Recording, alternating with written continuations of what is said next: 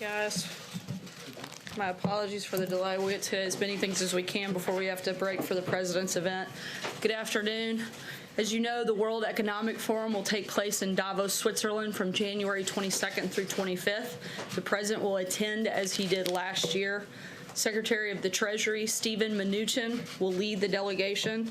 That will also include Secretary of State Mike Pompeo, Secretary of Commerce Wilbur Ross, Secretary of Labor Alex Acosta, Secretary of Transportation Elaine Chao, Secretary of Homeland Security Kirstjen Nielsen, U.S. Trade Representative Robert Lighthizer, Small Business Administrator Linda McMahon, Advisor to the President Ivanka Trump, Senior Advisor to the President Jared Kushner, and Deputy Chief of Staff for Policy Coordination Chris Liddell. On another note, the President is once again fulfilling a promise he made to the American people, and this morning the Acting Attorney General signed the final rule making clear that bump stocks are illegal because they fall within the definition of machine guns that are banned under federal firearms law. A 90-day period now begins, which persons in possessions of bump stock type devices must turn those devices to an ATF field office or destroy them by March 21st. Instructions for proper destruction will be posted on ATF's website today. Lastly, Representative Martha McSally has been appointed to the U.S. Senate, and we congratulate her. She has been a strong partner in the House of Representatives, helping advance a number of the administration's priorities, including rebuilding our military and increased border security. The President applauds Governor Ducey for his swift and qualified selection, and he appreciates Senator John Kyle and thanks him for his service to the people of Arizona. And with that, I will take your questions. John? Sir, a reaction to the delay in the Flynn sentencing and the rather unusual inquiry from Judge Sullivan this morning asking prosecutors if Flynn possibly committed treason? The delay is something between General Flynn and the courts, and that's something for them to determine what that timeline looks like. In the meantime, we wish General Flynn well, and we'll continue to focus on doing what we do here every single day. And what about the inquiry as to whether he committed treason? Does the President see any reason why Flynn should be asked if he committed treason? I'm not aware of anything that we would know of that would indicate that, certainly. Senator, I was in the courthouse last hour when the Judge Emmett Sullivan basically said that he was disgusted by Michael Flynn's crimes. He said that he had disdain for Flynn. Flynn said that he knew that it was illegal to lie to the FBI, and he was ready to accept responsibility. This was all before agreeing to a delay in sentencing. Given that, are you in a position now, or would you like to revisit your comments earlier today that the FBI ambushed Flynn here? No. We still firmly believe, look, the things that may have taken place, again, that's for the judge to make that determination whether he engaged in something inappropriate. What we do know that was inappropriate by own self-admittance of James Comey is that the FBI broke standard protocol in the way that they came in and ambushed General Flynn, and in the way that they questioned him, and in the way that they encouraged him not to have White House counsel's office present. And we know that because James Comey told us that, and he said that the very reason that they did it was because the only reason that they did it, it was the Trump administration, and they thought they could get away with it. Those are facts, and certainly there may be other issues there, but that we don't have any reason to want to walk that back. Senator? Very quickly about Michael Flynn. He has cooperated with the special counsel's office and met with him 19 times.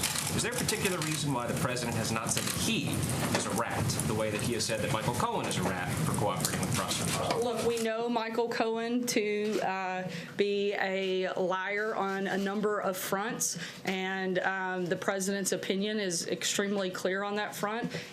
I don't see any reason to go beyond that comment at this point. Thanks, Sarah. Two questions for you on the government shutdown. First, can you clarify us the current White House position towards the continuing resolution that's floating up on the Hill? Is it a demand for $1.6 billion in border wall funding, or is it supporting continuing resolution to take this matter up after the Christmas break? You know, at this point, the Senate's thrown out a lot of ideas. We're disappointed in the fact that they've yet to actually vote on something and pass something. So when they do that, we'll make a determination on whether or not we're going to sign that. In the meantime, we're looking at every avenue available to us possible. The president's asked every one of his cabinet secretaries to look for funding that can be used to protect our borders and for the give the president the ability to fulfill his constitutional obligation to protect the American people by having a secure border. So we're looking at the other options. In the meantime, we'll see what the Senate does, and we'll let you know when we have an announcement on that front. Second question. Sorry, Sarah, I'm going to keep moving just because we're tight on time. Go ahead. So following up on that, there's other sources that could potentially pay for the wall. Which agencies are you looking at? You've mentioned DOD. As I said, we're looking at, the president's asked every agency to look and see if they have money that can be used for that purpose, and that's exactly what we're doing. And if they can find that money, does that mean the president would accept a budget proposal that does not include any money to fund new border wall construction? Once again, we want to see what the Senate can pass. They've thrown out a lot of ideas. They've yet to take a vote. Once they do that, we're disappointed in the process and their inability to put something forward. Once they make a decision and they put something on the table, we'll make a determination on whether or not we'll move forward on either a short-term or long-term friend bill. Sorry, Joe, I'm going to keep moving. Josh, go ahead. Michael Flynn today tweeted that he did lie to the FBI and to them repeatedly, and that he was working for foreign government during the campaign. Does that concern the president? I mean, he seems to be concerned that Michael Cohen is a liar. Does he concern that one of his top aides lied to the FBI and was working for a foreign government? Not when it comes to things that have anything to do with the president. The activities that he has said to, and again, we'll let the court make that determination, to have engaged in don't have anything to do with the president. Let's remember what the whole thing that this started is supposed to be about. And it's whether or not Russia influenced the election and whether or not the president had anything to do with it. We know that that Russia tried to create chaos within the election, but certainly not that they actually impacted it. The only reason that the president is the president is because he was a better candidate and beat Hillary Clinton. We also know that the president never colluded with Russia. So that's the whole reason that we have this, and we know those things to be false. Is the president concerned that Michael Flynn lied to a representative of his own government and was working for another government during the campaign? Is that concern him or not? Look, there's certainly concern, but that's something for the court to make that determination, and we'll let them do that. Positive comments about him when he's pleaded to this. Again, we're going to let the court play that out, and they'll make a determination on whether or not he engaged in something right or Why is wrong. the president making positive comments about him, given these things that he's pled guilty to? It's perfectly acceptable for the president to make a positive comment about somebody while we wait to see what the court's determination is. Blake. Sarah, let me ask you about a tweet that the president sent out earlier today as he continues to vent frustration about the Federal Reserve. He said that he hopes the Fed reads the Wall Street Journal op-ed. A part of the op-ed, the Journal points out that U.S. growth might be slowing. The president's tariff battles have reduced investment. Housing and autos are down, and there's a few cracks showing as well in the credit markets. When the president talks about the Fed, is he just venting at this point, or is he genuinely worried that if there is a rate hike tomorrow, that the economy will slow down? The president is stating his opinion, which he is perfectly within his right to do so. I think that is one of the reasons people like him, is because he does that and he does it regularly. He's been very clear about what his position is, while at the same time he understands that the Fed is an independent agency. That doesn't take away the president's right to state his opinion on a particular matter. And let me ask you as it Sorry, relates I'm to going to the keep moving. Francesca, go ahead. All right, thank you, Sarah. I just want to clarify one thing and then move back on to the border wall. But the clarification on Michael Flynn, you said it has nothing to do with the president, but one of the things that the judge brought up today was that it was so concerning to him because Michael Flynn lied inside the White House as the national security advisor to the president. So is the White House disputing at this point that Michael Flynn is a liar? Because that's also the reason that he was fired. He was fired for lying. We're disputing that any actions he engaged in had nothing to do with the president. That just because maybe he did do those things, but that doesn't have anything to do with the president directly. Okay, when it comes to the border wall, today on television, you mentioned that the president would be willing to accept $1.6 billion for the wall, the way that I understood it when you said it, and also that plays into a broader $25 billion bill over 10 years. Is that what the White House's current offer is to Capitol Hill, that it would accept? Again, we are continuing to have constant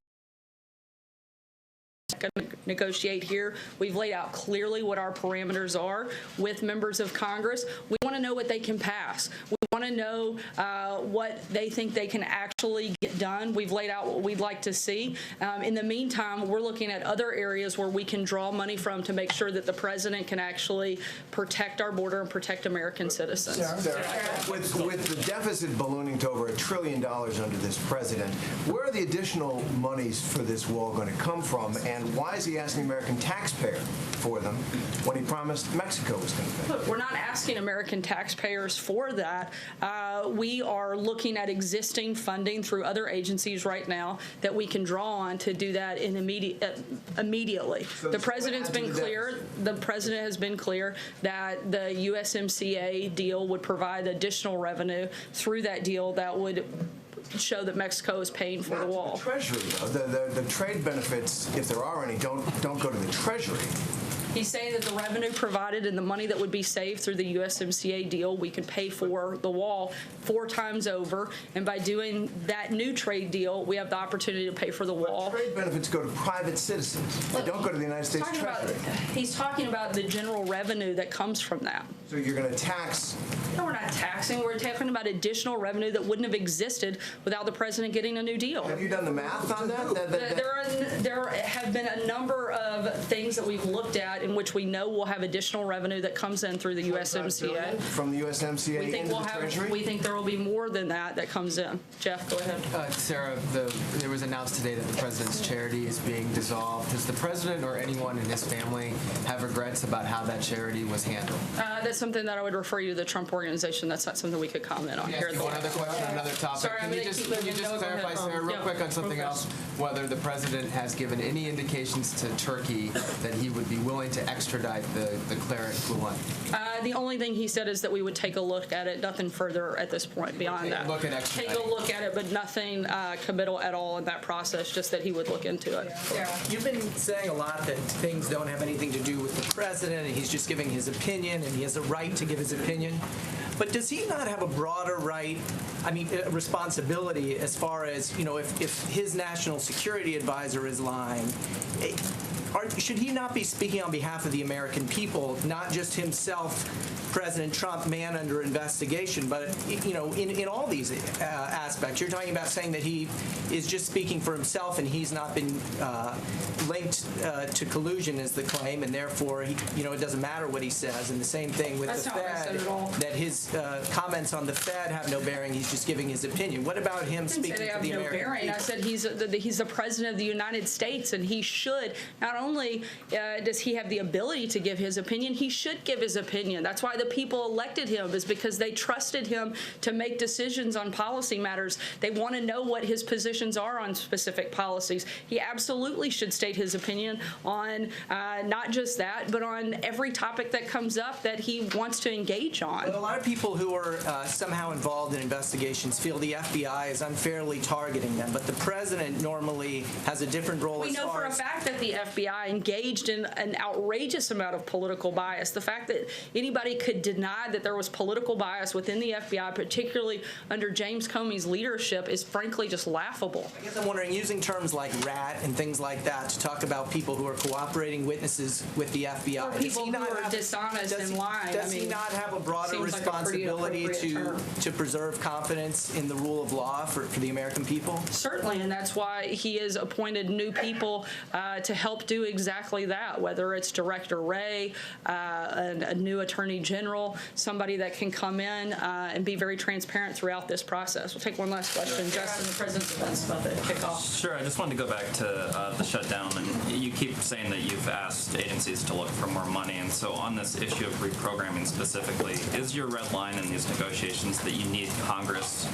to reprogram money explicitly? So DHS or the Defense Department or whoever it might be the Congress say you can spend this money that we didn't spend on something else on wall construction? Or are you saying that you think that you have the legal authority? And what are you, I guess, basing that legal authority on, since Nancy Pelosi said today that, in fact, that sort of authority doesn't I would never use Nancy Pelosi as my source for legal authority on probably anything, but I would use attorneys that work here at the White House and in agencies that that's their entire job, is determining whether or not something is legal, and we're looking to those those individuals to find out those specific pots of money that can be used for that. A bonus amount of money that is sort of reprogrammed by Congress won't be necessary for the president's signature on this budget bill. We would like to see Congress pass an appropriations bill that fully funds our government and that allows the president to protect our border and provides substantial border security funding,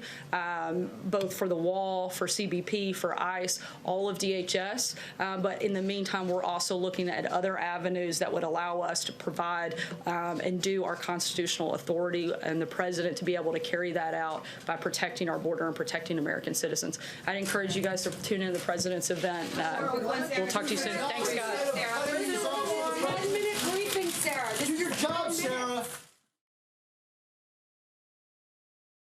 Whoa, you just heard reporters there upset about Sarah Huckabee Sanders having such a short briefing.